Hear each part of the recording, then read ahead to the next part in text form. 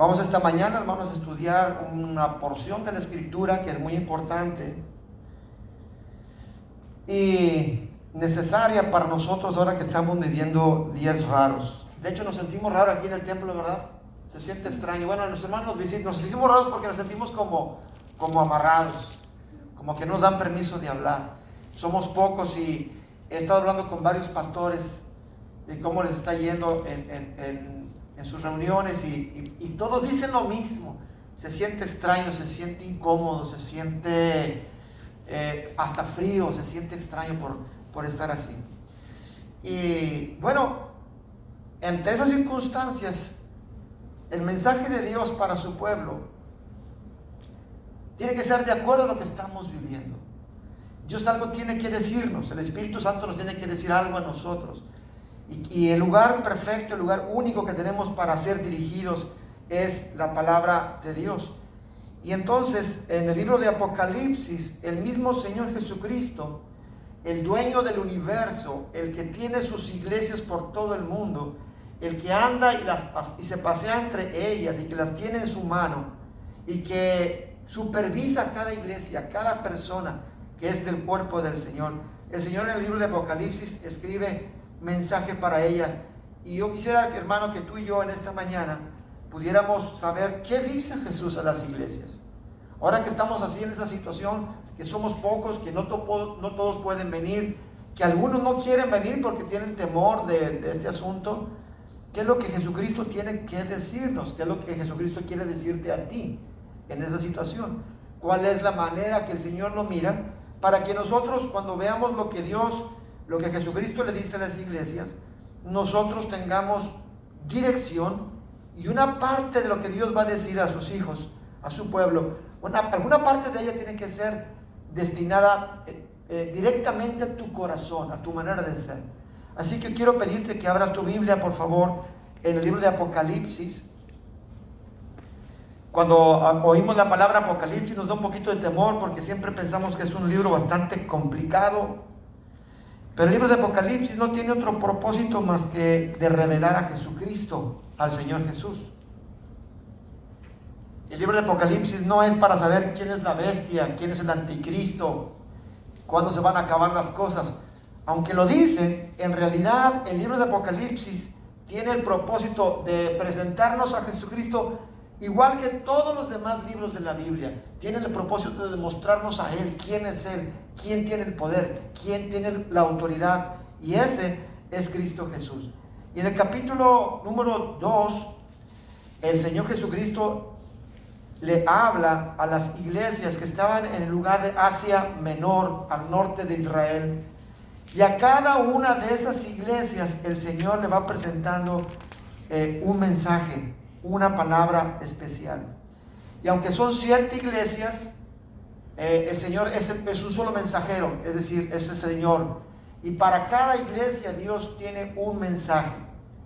Así que el día de hoy vamos a tratar de ir cubriendo, empezando con la primera iglesia, ir cubriendo durante 7 semanas, si es que estamos vivos, si el Señor nos lo permite, cuál es el mensaje de Jesucristo directamente a cada una de esas iglesias, para nosotros aprender cuál es el mensaje que Jesús tiene para nosotros como pueblo de Dios. Está la iglesia de Éfeso, que es la primera, de Esmirna, de Pérgamo, de Tiatira, de Sardis, de Filadelfia, y la última es la Odisea. Y para estas 7 iglesias hay un mensaje diferente, cada una es un mensaje particular, pero todos estos mensajes se parecen en cuanto a la estructura. Jesucristo habla y se introduce a cada iglesia. Luego Jesucristo describe la condición de cada iglesia. Después da un veredicto, el Señor da un veredicto para cada iglesia por la condición en la que viven. Después les da un mandamiento a cada iglesia en particular. Luego viene una exhortación para todos los cristianos en base a esa iglesia. Y por último, siempre el Señor termina su mensaje con una promesa de recompensa. Así es como el Señor le habla a las iglesias. Y hoy vamos a ver la iglesia número 1, que es Éfeso. Pero quiero que antes de entrar al mensaje, vamos a ver quién es el que habla, que es Jesús, Jesucristo el Señor. ¿Quién es Él ¿Y cómo se presenta en Apocalipsis, en Revelación?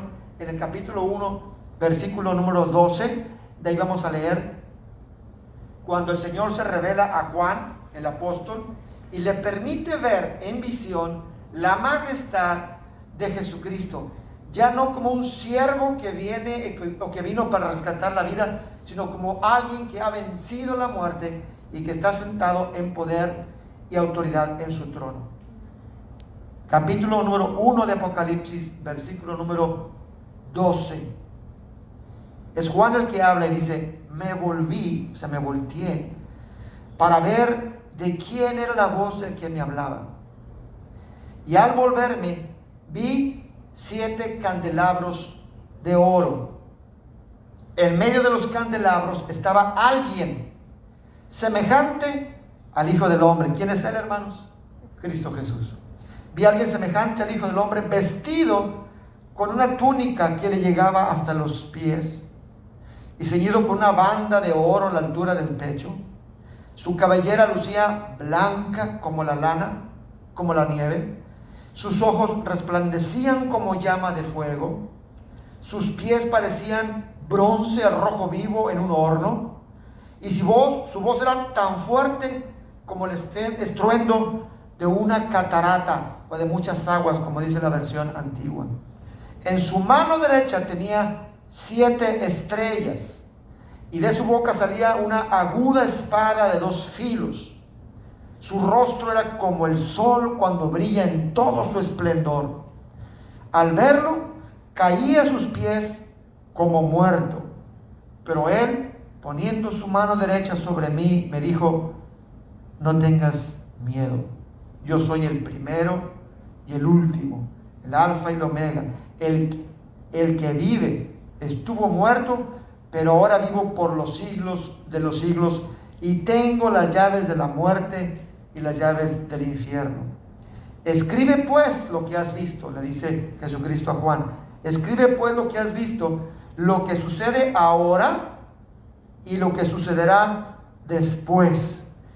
Esta es la explicación, dice el Señor, del misterio de las 7 estrellas que viste en mi mano derecha y de los 7 candelabros de oro.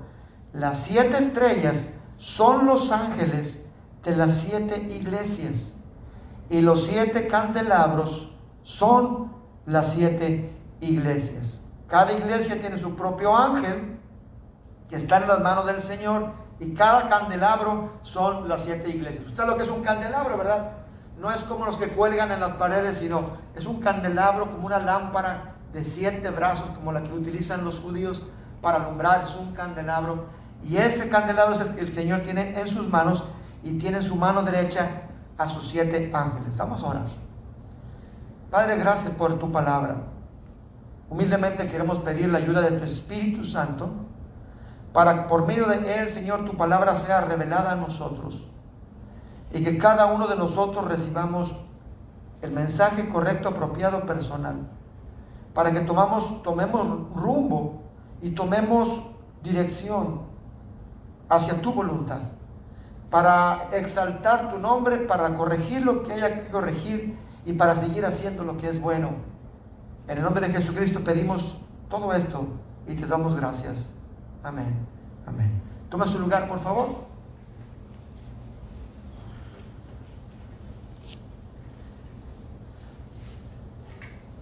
Quise que viéramos la parte de... Déjeme tomar el tiempo porque no quiero extenderme más de lo necesario. Quise extenderme al capítulo 1 de Apocalipsis para que nosotros nos diéramos cuenta de quién es el que dirige el mensaje a las iglesias. Y como usted lo pudo leer, Jesucristo tiene todo el poder, toda la autoridad, toda la majestad.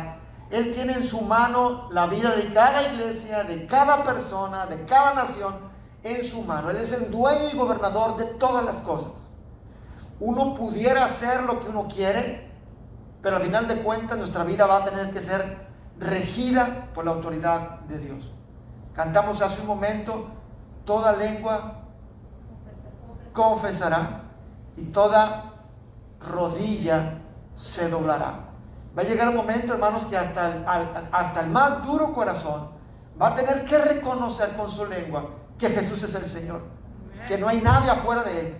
Y toda rodilla, por más rebelde que sea una persona, va a tener que doblar su rodilla y reconocer, ya sea de manera alegre o ya sea de manera odiosa, va a tener que doblar su rodilla y reconocer que no hay nadie como el Señor. Y Él, el Señor que creó todas las cosas y que tiene poder y autoridad sobre cada iglesia y sobre cada persona, manda a Juan que escriba un mensaje para cada iglesia. En esta lista de las 7 iglesias no aparece la iglesia de McAllen, Gracia y Paz. Pero es una manera del Señor de solamente tomar una muestra de todas las iglesias, porque había mucho más que 7 iglesias en aquel tiempo. Pero el Señor escoge 7 iglesias y da un mensaje para que de ahí tú y yo podamos aprender. Aunque es un mensaje directamente para ellos, nosotros podemos aprender de este mensaje, porque también el Espíritu Santo habla a las iglesias, dice el Apocalipsis, que el Espíritu Santo habla a las iglesias, no solamente a estas 7, sino a todas las iglesias en este lugar. Y la primera iglesia que el Señor se dirige es la iglesia de Éfeso. Quiero pedirte que vayas ahí abajo, el capítulo 2, y que veamos el mensaje que Jesús tiene que dar a la iglesia de Éfeso, que es la primera iglesia. Así que vamos a leer del 1 al 7 y luego vamos a tratar en 30 minutos de aprender lo que el Señor quiere decirle a la iglesia en ese lugar. ¿Lo encontró? Capítulo 2, versículo 1. Dice Jesucristo a Juan: escribe al ángel de la iglesia de Éfeso. Escribe al ángel de la iglesia de Éfeso. ¿Qué cosa? Esto dice el que tiene las 7 estrellas en su mano derecha y se pasea en medio de los 7 candelabros de oro. Conozco tus obras, tu duro trabajo y tu perseverancia. Sé que no puedes soportar a los malvados y que has puesto a prueba a los que dicen ser apóstoles, pero no lo son. Y has descubierto que son falsos. Has perseverado y sufrido por mi nombre sin desmayar, sin desanimarte. Sin embargo, tengo en tu contra que has abandonado tu primer amor. Recuerda de dónde has caído, arrepiéntete y vuelve a practicar las obras que hacías al principio. Si no te arrepientes, iré y quitaré de su lugar tu candelabro. Pero tienes a tu favor que aborreces las prácticas de los nicolaitas, las cuales yo también aborrezco. El que tenga oídos, que oiga, ¿qué cosa? Lo que el Espíritu dice a las iglesias.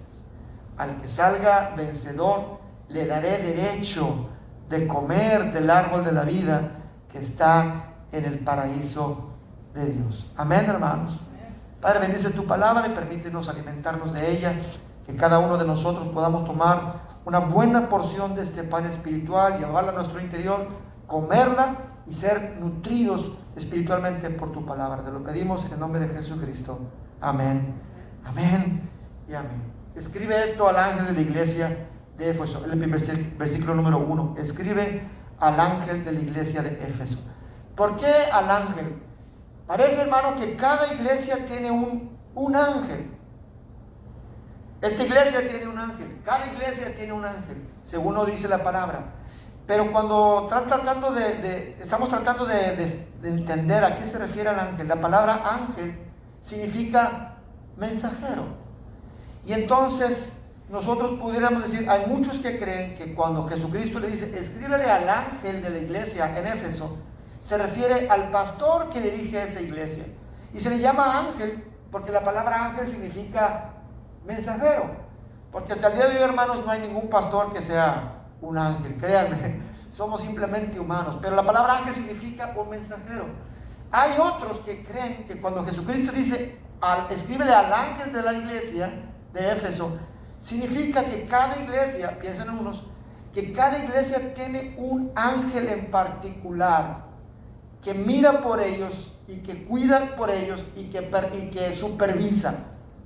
Sea cual sea, ya sea el pastor de la iglesia o ya sea un ángel, el mensaje es para aquel que está representando a esa iglesia. Cada iglesia tiene su pastor y cada pastor cuando ora por la iglesia es el representante de todos, de toda la iglesia. Un ejemplo sencillo: cada vez que yo oro por todos ustedes, cuando oro por la iglesia, simplemente estoy representando como pastor de la iglesia a cada uno de ustedes. Y el Señor me habla a mí, no porque el mensaje sea para mí, sino el mensaje es para todos nosotros. De la misma manera, este mensaje no era solamente para el ángel de Éfeso, sino para toda la iglesia que pertenecía a ese lugar. Al ángel de la iglesia que está en Éfeso. Éfeso, hermanos, era una ciudad bastante grande, y en esa ciudad grande estaba la iglesia de Éfeso, y hay un contraste entre la iglesia y la ciudad. La ciudad era grande, era comercialmente rica, comercialmente poderosa, llena de cultura. La ciudad de Éfeso, una ciudad importante en aquel tiempo, pero que tenía un templo enorme a la diosa Artemisa o la diosa Diana. No sé si tú has escuchado alguna vez las 7 maravillas del mundo antiguo. ¿Has escuchado eso? Una de ellas es la pirámide de Egipto, los jardines colgantes de Babilonia. Una de ellas es el templo de Diana que estaba allí en Éfeso. Ahorita ya no existe, pero un templo que medía cerca de 60 metros de alto, con 127 columnas alrededor. Era un lugar espectacular a la vista, un lugar realmente bello, hermoso, fabricado en aquel tiempo, construido en aquel tiempo. Era una maravilla. El problema de ese templo, hermanos, era que un templo pagano, donde se alababa o se adoraba a la diosa Diana, y en donde el culto a Diana era la prostitución sexual de las personas. Cuando una persona quería ir a adorar al templo de Diana, lo que hacía era ir y meterse con unas sacerdotisas. Las sacerdotisas eran prostitutas públicas en ese lugar. Y así, en ese lugar, Éfeso, en donde había una ciudad muy grande, comercialmente poderosa, con mucha cultura y mucho pecado sexual, ahí Dios levanta una iglesia en medio de toda esa contaminación mundanal. Ahí Dios levanta a su pueblo. Lo mismo como hace Dios en cada ciudad, como lo hace aquí entre nosotros. En medio de un mundo que no es bueno, Dios levanta sus iglesias. Ahora, Éfeso era la iglesia de Éfeso, una iglesia que tenía muchos privilegios, porque primero fue fundada por el apóstol Pablo. Él pasó cerca de 3 años en esa iglesia, levantándola y construyéndola. Después de Pablo, los pastores es Apolos, un gran predicador, Priscila y Aquila, ese matrimonio que fueron siervos delante del Señor y que aparece en el libro de los Hechos. Timoteo también fue pastor de esa iglesia, y según la historia cuentan que también el apóstol Juan ministró en esa iglesia. ¿Qué te parece la clase de pastores que tenía la iglesia de Éfeso? Tenían un privilegio en donde habían sido enseñados correctamente, doctrinalmente, acerca de las verdades de Dios. Mucho privilegio en medio de una comunidad bastante pecadora y alejada de Dios. Un contraste entre ellas. Pero ahí la iglesia de Éfeso se levantó. Y dice el versículo 1: esto dice el que tiene las 7 estrellas. Acuérdense que las estrellas son los pastores y el candelabro son las iglesias. Esto dice el que tiene las 7 estrellas. ¿En dónde, hermanos? Su mano derecha. En su mano derecha. ¿Qué significa la mano derecha? ¿Qué significa la mano derecha? Poder, autoridad. ¿Y dónde tiene el Señor a las estrellas de cada iglesia? Las tiene en su mano.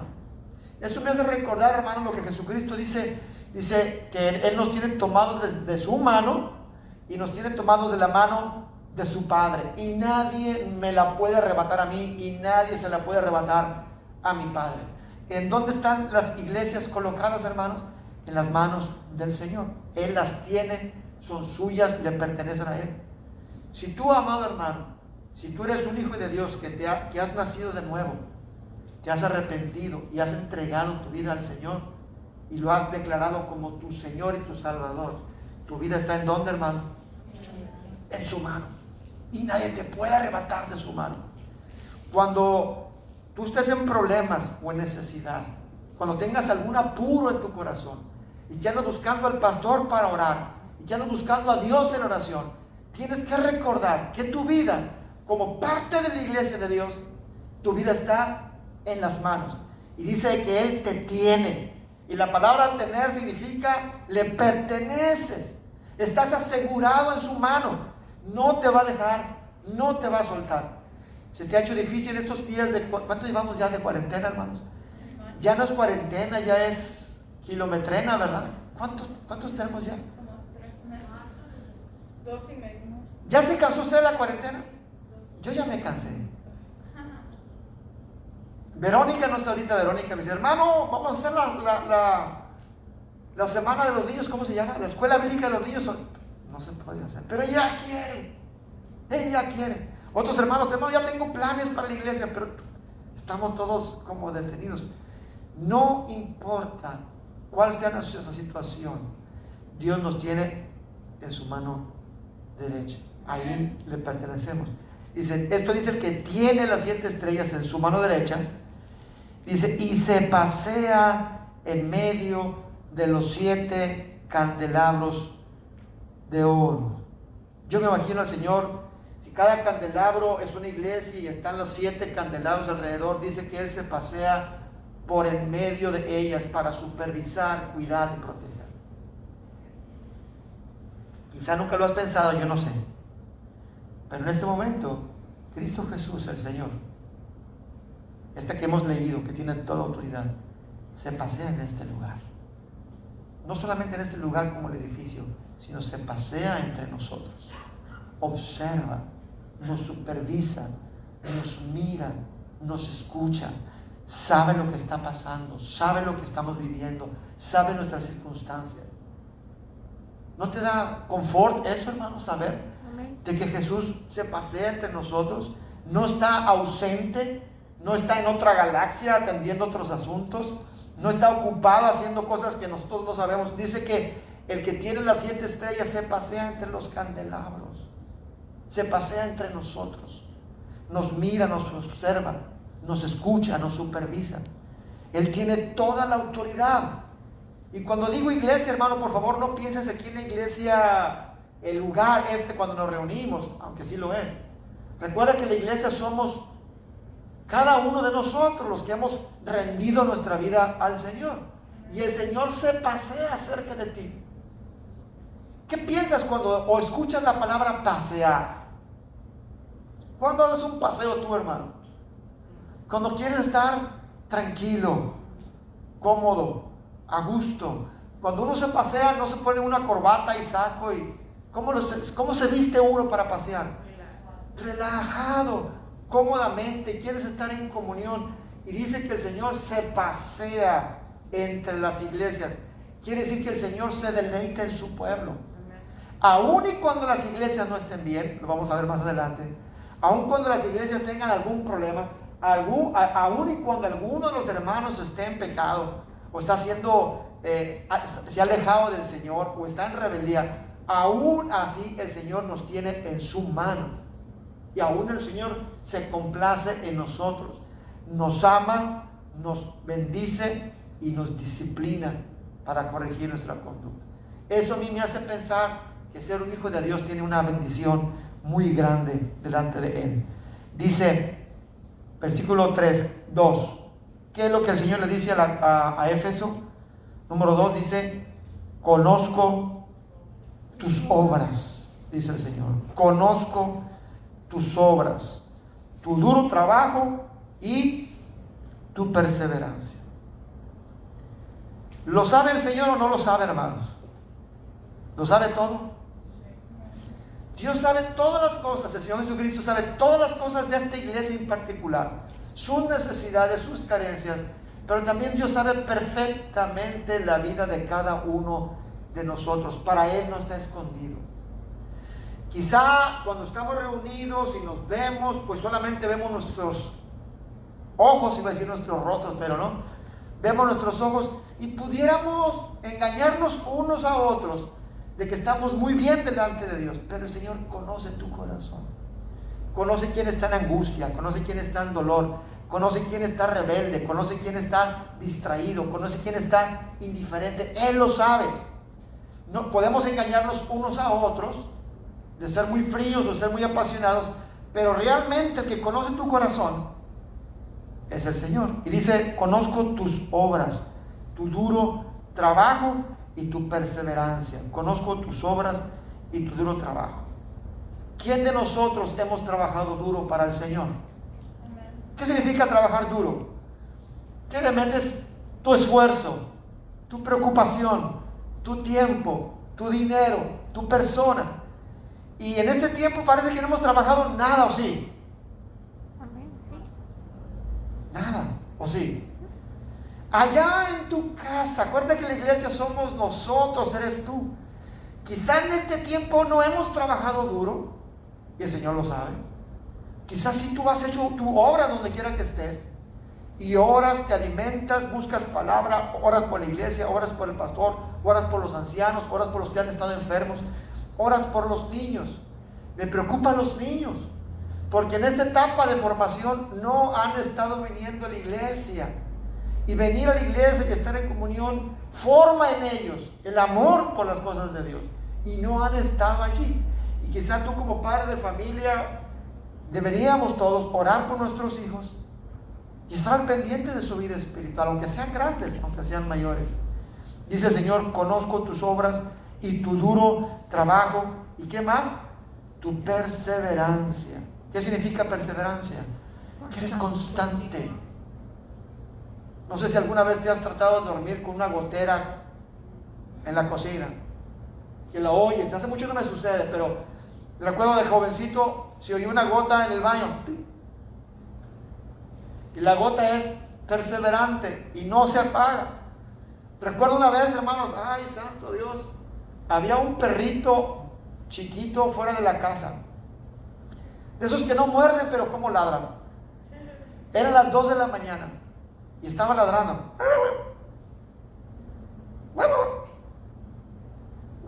y no se callaba por nada del mundo. Yo tratando de dormir, no, ahorita se calla, hasta que me hartó su perseverancia. Me fui por la ventana y estaba sentado en la mitad de la calle enfrente de mi casa, viendo a no sé dónde, y algo estaba viendo y le... Pero ¿cuándo se va a callar este animal? Para tener su perseverancia tuve que salir así en ropa interior y correrlo patadas al pobre perrito. Obviamente no lo alcancé. Voy y me acuesto. Ya sabes, ¿verdad? Constante y perseverante. Estos últimos días hay un pájaro que se pone ahí cerquita de la ventana donde duermo y no canta, grita. Y constante. Ay, Señor, como con ganas de salir con una pistola. ¿Dónde está? Eso es perseverancia. Y el Señor le decía a la iglesia de Éfeso: conozco tu perseverancia, no te detienes. A pesar de las circunstancias del mundo, no te detienes. Sigues fiel. Estás constante en la palabra, estás constante en la oración, estás constante en tu fe. Sigues amando, sigues sirviendo, sigues atendiendo las cosas de Dios a tus hermanos. Eres constante, eres perseverante. No importa la pandemia, no importa la cuarentena, no importa que no estén los templos abiertos o que estén semiabiertos, tú sigues perseverante, porque la perseverancia se prueba cuando las cosas van en contra, cuando las cosas no son normales, cuando las cosas son difíciles e incómodas. Ahí es donde se muestra la perseverancia de un corazón, y la iglesia de Éfeso tenía eso. Espero que tú y yo también tengamos esa perseverancia. Dice el versículo 2 más adelante: sé que no puedes soportar a los malvados y que has puesto a prueba a los que dicen ser apóstoles, pero no lo son, y has descubierto que son falsos. En el libro de Hechos capítulo 20 dice, cuando Pablo ya se va a ir de Éfeso, acuérdense que él estuvo 3 años ahí, fue el pastor fundador en Hechos 20. Y Pablo les dice: el Señor, me voy a ir a Jerusalén, no sé qué va a pasarme a mí en Jerusalén, pero les dice: sé que no van a ver más mi rostro. Esta es la última vez que los voy a ver. Y en ese versículo, dice, capítulo 20 de Hechos, dice: Yo sé que cuando yo me vaya, van a venir gente, lobos rapaces, que se van a disfrazar como ovejas y se van a meter entre ustedes y los van a engañar.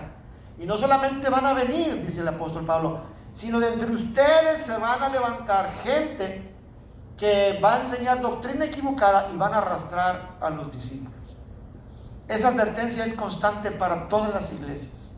Siempre va a haber alguien que quiere ensuciar la doctrina, pervertir la verdad, apagar el amor de los hermanos y dividir las iglesias. Eso es en todos los lugares, porque es la obra de Satanás.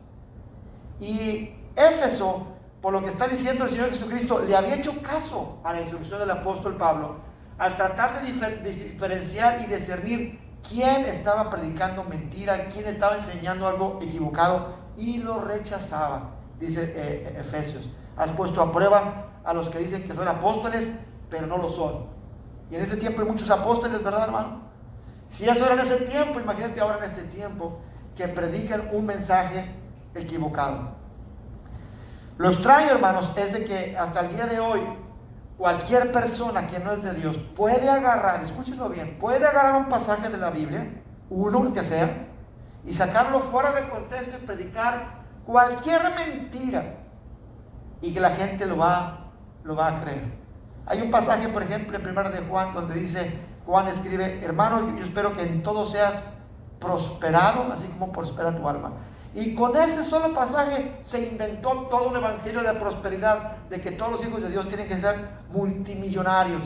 Y hasta el día de hoy se sigue predicando ese evangelio. Decía el predicador antiguo Charles Spurgeon que cualquier falso apóstol, cualquier falso cristiano puede agarrar un pasaje y predicar cualquier, así decía él, cualquier vómito del infierno, y la gente lo va a creer y lo puede aplaudir y seguir esas doctrinas. Pero la iglesia de Éfeso había sido perseverante, había puesto en prueba a los apóstoles que se decían ser apóstoles, y los habían encontrado falsos. Espero que esta iglesia y todas las iglesias, y tú mismo, hermano, tengamos la capacidad de poder discernir quién no está enseñando la verdad, para poder rechazarlo y mantener la sana doctrina pura en nuestro corazón. Versículo 3. Sigue hablando el Señor Jesucristo a la iglesia de Éfeso y les dice: has perseverado y sufrido por mi nombre sin desmayar o sin desanimarte. De los que estamos aquí, ¿quién se encuentra desanimado en su vida espiritual? Yo estuve preguntando durante este tiempo, y de los hermanos a los que le pregunté, sí me dijeron que se sentían desanimados, enfriados, como que el hecho de no estarnos reuniendo en la iglesia les había afectado para mal, y se habían contaminado con las cosas del mundo y además ocupados, no precisamente en pecado, pero sí habían estado más contaminados y más involucrados con el mundo que con las cosas de Dios. ¿Quién de los que está aquí se siente así, hermano? Poquito fríos, una hermana, 2 hermanos, 3 hermanas, porque como que nos hace falta calor. Decía el hermano Leonel Corona tiempo atrás, que es como que no venir a la iglesia es como cuando tienes una pila de carbón encendido, que está en las brasas a rojo vivo, pero sacas una de ellas y la apartas de esa pila de carbones. ¿Y qué le pasa a este carbón? Se empieza a enfriar, se empieza a apagar. Los demás que están juntos se conservan el calor y conservan el poder del fuego, pero ahora resulta, hermano, que con la cuarentena no sacamos a uno del montón, sino que todos nos separamos, no del Señor, pero sí de unos de otros. Y entonces nuestro amor por Dios, nuestro amor por los hermanos se ha enfriado un poco. Al menos esa es mi apreciación, no solamente en esta iglesia, sino en todas las iglesias. Hablaba esta semana con un pastor, me decía: es que hay que empezar otra vez porque la gente se enfría, y lo decía de una manera desesperada. Tenemos que empezar ya porque la gente se enfría. Y yo pregunto: ¿tiene razón ese hermano o no? La gente se enfría, los cristianos se enfrían. Si el Señor fuera a darnos un mensaje nos diría, conozco tu perseverancia, o diría, conozco que te has enfriado un poco. Hay una iglesia más adelante al que el Señor le dice, mira, ni eres frío ni caliente, está nomás así, te voy a vomitar. Pero la iglesia de Éfeso habían perseverado sin desanimarse, sin desmayar. Versículo 4.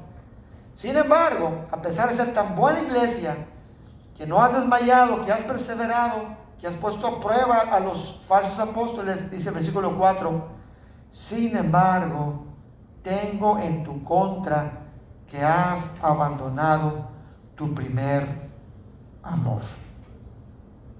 A pesar de que la iglesia de Éfeso había tenido buenos pastores, buena doctrina, trabajaba duro, dice el Señor, sin embargo tengo algo en contra tuyo. Nosotros los seres humanos tenemos una idea muy extraña de balancear las cosas. Cuando una mamá regaña a un niño porque no recogió sus zapatos, el niño pudiera decir, pero ya lavé mi plato. O sea, los zapatos están ahí sueltos, pero lavé mi plato.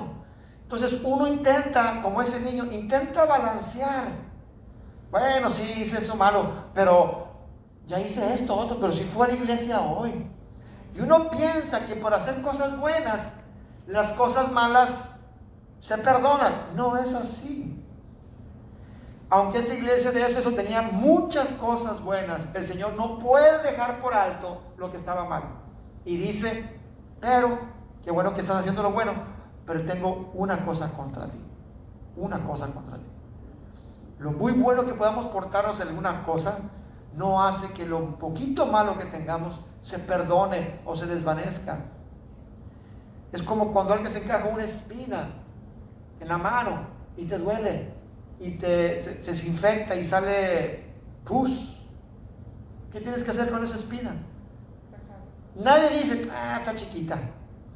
¿Qué haces con ella? Tienes que escarbarle y sacarle y desinfectarle, porque esa poquita herida te lastima y te hace mal y la tratas de sacar. Bien dice el apóstol Pablo, un poco de levadura echa a perder o leuda toda la masa. Es importante. Y aunque la iglesia de Éfeso se estaba portando bastante ejemplar, dice el Señor, tengo algo contra ti. ¿Y qué es lo que había hecho la iglesia de Éfeso? Dice, sin embargo, tengo en tu contra que has abandonado tu primer amor. Has abandonado tu primer amor. ¿Sabes lo que es el primer amor? El primer amor, para que usted lo entienda, es como cuando te enamoras, recién te enamoras de una persona. ¿Ha visto a los muchachos jóvenes cuando se enamoran? ¿Cómo están? Oh, es una pasión.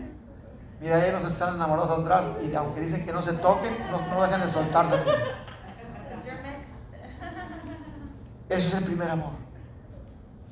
Hay una pasión, hay un deseo, hay una temperatura en la persona de querer saber, de querer ayudar, de querer servir, de querer proteger.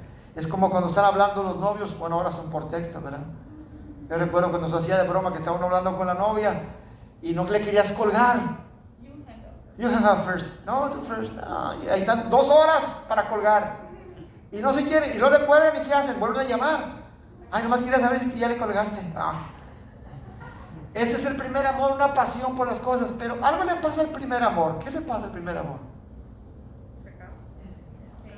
Se va enfriando. O usted ve, por ejemplo, una persona de 30 años de casado. Ay, chiquita, ¿le colgaste? No, le colgaste. No, ya no hay de eso.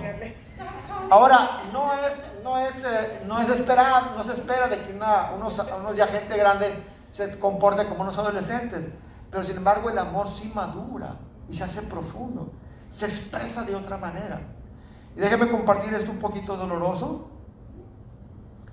Estaba hablando con el hermano Francisco, que acaba de enviudar y perdió a su esposa, creo que les comuniqué la vez pasada. Y en sus lágrimas el hermano me decía que él le decía a su esposa, espérame, no te vayas y nos vamos juntos. ¿Qué es eso? Amor. ¿Es el primer amor? Después de tantos años de casados, 50 años de casados. Y luego ella le contestaba, no te espero, tú tienes que seguir luchando, tienes que seguir adelante. Yo me voy, pero tú te quedas aquí y tienes que seguir fuerte. ¿Qué es lo que estaba haciendo ella? Su primer amor. Después de 50 años de casado, el mismo interés, la misma pasión, ya no con besitos ni agarrarse la mano, sino con un amor profundo, real, constante. Jesucristo le reclama a la iglesia de Éfeso, ya no me amas como me amabas antes. Ya no me amas como me amas antes, como me amabas antes.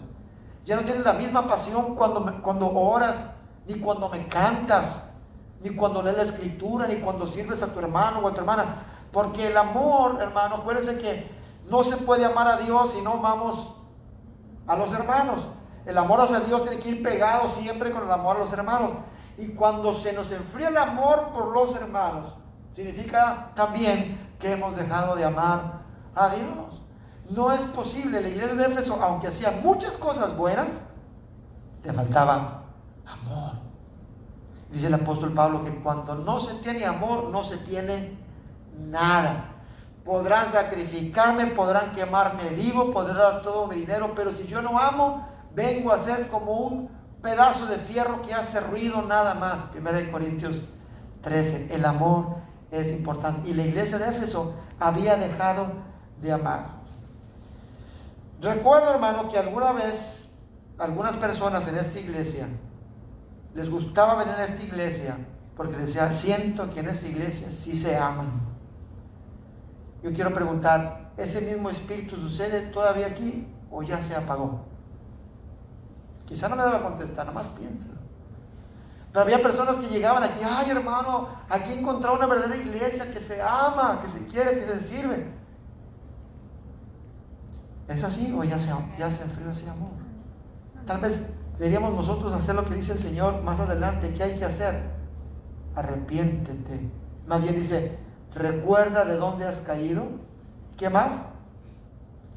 Y arrepiéntete. Recuerda de dónde has caído, arrepiéntete y vuelve a practicar las obras que hacías al principio. Recuerda de dónde has caído. ¿Se acuerda el hijo pródigo? El hijo pródigo, cuando dejó a su padre y se fue a vivir perdidamente, ¿qué fue lo primero que hizo para regresarse? Se acordó de lo que tenía con su padre, el amor que había entre él y su padre. Dice, oye, si en la casa de mi padre yo tenía de todo, ¿qué estoy haciendo aquí? Y dice que se levantó y regresó. Para poder regresar al primer amor, lo primero que tenemos que hacer es recordar. Yo recuerdo que alguna vez amé al Señor con todas mis fuerzas. Me daba alegría ir al templo, me daba alegría estar con los hermanos, me daba alegría cantar. Y dice el Señor, arrepiéntete y vuelve a practicar las obras que hacías al principio. El primer paso para arrepentirse es recordar nuestra relación con Dios. Y luego dice una advertencia: si no te arrepientes, iré y quitaré de su lugar tu candelabro. El candelabro es para dar luz. Dice que el Señor va a quitar la luz de una iglesia. Y eso es terrible, hermano. Pregunta, piénsalo un poquito. ¿Habrá iglesias que se reúnan, estén bien organizadas y que tengan muchas cosas, pero que no esté Dios ahí? Sí hay. Y no hay cosa más terrible que venir a cantar a Dios y hablar de su palabra y que Dios no esté presente. Te voy a quitar la luz. Eso recuerda, hermanos, en el libro de Samuel, cuando los dos hijos de Samuel, que eran los sacerdotes, los hijos no de Samuel sino de Elí, que cometían pecado, se metían con las mujeres que atendían el templo, robaban de los ofrendas que estaban ahí, o sea, vivían mal. Y cuando Israel fue a pelear, perdieron la guerra contra los filisteos. Pero ¿por qué hemos perdido? Había un desorden y un caos en todo el pueblo. Y dijeron, vamos a traernos el arca de Dios para vencer a los enemigos. Y vinieron estos dos hijos de Elí que vivían en pecado, llevaron el arca supuestamente para vencer al enemigo, pero Dios ya no estaba ahí. Los filisteos agarraron valor, mataron cerca de 30,000 soldados israelitas, agarraron el arca de Dios y se la llevaron a su pueblo. Cuando uno de los mensajeros regresa con Elí, le dice: ¿sabes qué es esto? Una tragedia. Hemos perdido la batalla, hemos perdido tanta gente, y se llevaron el arca de Dios. Y dice la Biblia que cuando Elí escuchó eso, cayó de espaldas, se golpeó la nuca, es un hombre ya anciano, ciego, muy pesado, y murió. Y la nuera de Elí, estaba embarazada de uno de los sacerdotes que murieron allá. Cuando escucha eso, le entra dolores de parto, tiene a su bebé, va a morir, y las mujeres le dicen: anímate porque vas a traer un hombre a la vida. Dice que tuvo a su hijo y le puso por nombre Ishabot. Ishabot, que significa la gloria de Dios se ha perdido. Y por mucho tiempo el arca de Dios estuvo fuera de Israel, fuera de Jerusalén, y la gloria de Dios no estuvo ahí. Y dice el Señor: si no te arrepientes, me voy a ir de ahí. Podrás reunirte cuantas veces quieras y puedes hacer cuantos programas quieras, pero yo no voy a estar ahí, voy a quitar mi luz de ahí. ¿Y qué dice el Señor? Arrepiéntete y vuelve a practicar las obras que hacías del principio. Versículo 6: pero tienes a tu favor, como que trata de consolar un poco al Señor, dice: tienes a tu favor que aborreces las prácticas de los nicolaitas, las cuales yo también aborrezco. Los nicolaitas, según se entiende, era gente perversa que enseñaba doctrina equivocada. Versículo 7, y esta es la última parte del mensaje: el que tenga oídos, que oiga lo que el Espíritu dice. ¿A quién, hermanos? A las iglesias. Hoy el Espíritu Santo te ha dicho algo a ti. Alguna porción de lo que escuchamos es para ti. Y el Espíritu dice: si tienes oído, escucha lo que el Espíritu dice a las iglesias.